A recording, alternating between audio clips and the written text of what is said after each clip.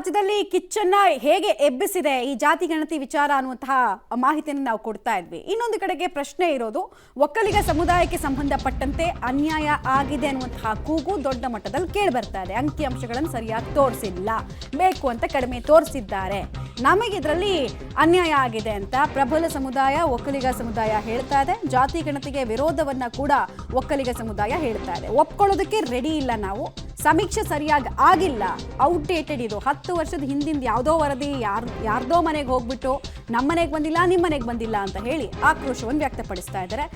ಇವತ್ತು important meeting ಅನ್ನ DCM DK Shivakumar ಅವರು ಒಕ್ಕಲಿಗ ಶಾಸಕರನ್ನ ಕೇಂದ್ರೀಕರಿಸಿ ಕರೆದಿದ್ದಾರೆ. ಇನ್ನು ಜಾತಿ ಗಣತಿ ವರದಿಗೆ JDS ಮತ್ತು BJP ಒಕ್ಕಲಿಗ ನಾಯಕರು ಆಕ್ಷೇಪ ವ್ಯಕ್ತಪಡಿಸಿದ್ದಾರೆ.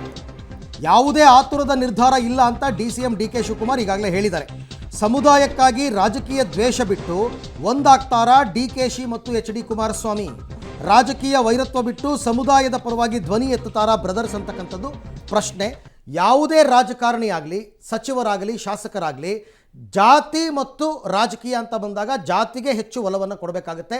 ಯಾಕೆಂದರೆ ಅವ್ರು ಗೆದ್ದು ಬಂದಿರುವಂತಹ ಆ ಕ್ಷೇತ್ರಗಳು ಆ ರೀತಿ ಇರುತ್ತೆ. ಆಮೇಲೆ ಇವರಿಬ್ಬರ ನಡುವೆ ಹೊಡೆದಾಟ ಕಿತ್ತಾಟ ಇದ್ದಿದ್ದೇ ಸಮುದಾಯದ ಟಾಪ್ ಲೀಡರ್ ನಾನಾಗಬೇಕು ಅಂತ. ಈ ಸಂದರ್ಭದಲ್ಲಿ ಒಗ್ಗಟ್ಟಾಗ್ತಾರಾ? ಆಮೇಲೆ ಮಠಗಳ ನಿರ್ಧಾರ ನಿಲುವು ಏನು ಅಂತಕ್ಕಂಥದ್ದು ಬಹಳ ಮುಖ್ಯವಾಗುತ್ತೆ.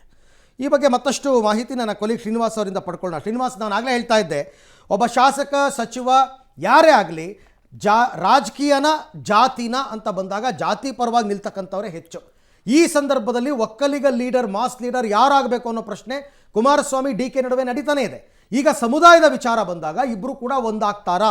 ಆ ಸಾಧ್ಯತೆಗಳು ಇದೆಯಾ ಅಥವಾ ಭಿನ್ನರಾಗ ಮುಂದುವರಿಯುತ್ತಾ ಅಂತ? ಅರವಿಂದ್, ಇಬ್ಬರ ಅಭಿಪ್ರಾಯಗಳು ರಾಜಕೀಯವಾಗಿ ಬೇರೆ ಬೇರೆ ಇರೋದ್ರಿಂದ ಜಾತಿ ಗಣತಿ ವಿಚಾರವಾಗಿ ಒಟ್ಟಾಗ್ತಾರ ಅನ್ನುವಂಥದ್ದು ಈಗಿರುವಂತ ಪ್ರಶ್ನೆ. ಯಾಕಂದ್ರೆ DK ಶಿವಕುಮಾರ್ ಅವರು ಇವತ್ತು ಒಕ್ಕಲಿಗ ಶಾಸಕರ ಅಂತ ಕಾಂಗ್ರೆಸ್ ಒಕ್ಕಲಿಗ ಶಾಸಕರ ಸಭೆಯನ್ನ ಕರೆದಿದ್ದಾರೆ. ಆ ಒಂದು ವಿಚಾರವಾಗಿ ಇಟ್ಕೊಂಡು ಮುಂದೆ ಯಾವ ಕ್ರಮಗಳನ್ನು ತೆಗೆದುಕೊಳ್ಬೇಕು, ಏನು ನಿರ್ಧಾರ ಮಾಡಬೇಕು ಅನ್ನುವಂಥದ್ದು ಚರ್ಚೆ ಆಗುತ್ತೆ. ಅಂದ್ರೆ JDS ವಲಯದಿಂದ ನಿಖಿಲ್ ಕುಮಾರಸ್ವಾಮಿ ಅವರು ಕೂಡ ಸುದ್ದಿಗೋಷ್ಠಿ ಮಾಡಿ ಈ ಒಂದು ಜಾತಿ ಗಣತಿಗೆ ವಿರೋಧವನ್ನ ವ್ಯಕ್ತಪಡಿಸಿರುವಂತದ್ದು. ಮುಂದಿನ ದಿನಗಳಲ್ಲಿ ಇದನ್ನ ಯಾವ ರೀತಿಯಾಗಿ ತೆಗೆದುಕೊಂಡು ಹೋಗ್ಬೇಕು ಅನ್ನುವಂತ ಚರ್ಚೆ ಮಾಡ್ತೀವಿ ಅಂತ ನಿಖಿಲ್ ಕುಮಾರಸ್ವಾಮಿ ಅವರು ಹೇಳಿದ್ದಾರೆ. ಆದ್ರೆ ಕುಮಾರಸ್ವಾಮಿ ಅವರು ಮತ್ತೆ DK ಶಿವಕುಮಾರ್ ಅವರ ನಡುವೆ ಒಕ್ಕಲಿಗ ಪಾರಪತ್ಯದ ಒಂದು ಕಿತ್ತಾಟ ನಡೀತಾ ಇದೆ. ಈ ಸಂದರ್ಭದಲ್ಲಿ ಯಾರು ನಾಯಕತ್ವವನ್ನು ಪಡೆದುಕೊಳ್ತಾರೆ ಅನ್ನುವಂಥದ್ದು ಇರುವಂತಹ ಕುತೂಹಲ.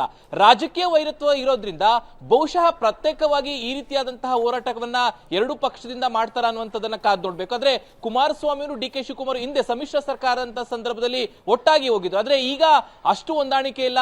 ನಿತ್ಯವೂ ಕೂಡ DK ಶಿವಕುಮಾರ್ ಅವರು ಕುಮಾರಸ್ವಾಮಿ ಅವರ ಮೇಲೆ ಮಾತನಾಡುವಂಥದ್ದು, ಕುಮಾರಸ್ವಾಮಿ ಅವರು DK ಶಿವಕುಮಾರ್ ವಿರುದ್ಧ ಮಾತನಾಡುವಂತಹ ಪ್ರಕ್ರಿಯೆಗಳಾಗ್ತಿದ್ದಾವೆ. ಹಾಗಾಗಿ ಜಾತಿಯ ವಿಚಾರದಲ್ಲೂ ಕೂಡ ಅದೇ ಭಿನ್ನರಾಗಗಳು ವೈಯಕ್ತಿಕವಾಗಿ ಆಗುವಂತ ಸಾಧ್ಯತೆ ಇದೆ. ಹೀಗಾಗಿನೇ JDS ಪ್ರತ್ಯೇಕವಾಗಿ ಅಥವಾ ಕಾಂಗ್ರೆಸ್ನಿಂದ DK ಶಿವಕುಮಾರ್ ಅವರು ಪ್ರತ್ಯೇಕವಾಗಿ ತಮ್ಮ ಸಮುದಾಯವನ್ನ ಉಳಿಸಿಕೊಳ್ಳುವಂತ ನಿಟ್ಟಿನಲ್ಲಿ ತಂತ್ರಗಾರಿಕೆಗಳನ್ನ ರೂಪಿಸಬಹುದು. ಆದ್ರೂ ಅದನ್ನೂ ಮೀರಿ ಜಾತಿಗಾಗಿ ಅಥವಾ ತಮ್ಮ ಸಮುದಾಯಕ್ಕಾಗಿ ಒಟ್ಟಾಗ್ತಾರ ಅನ್ನುವಂಥದ್ದು ಈಗಿರುವಂತಹ ಪ್ರಶ್ನೆಗಳು ಸಹಜವಾಗಿ ಕಾಡುತ್ತೆ.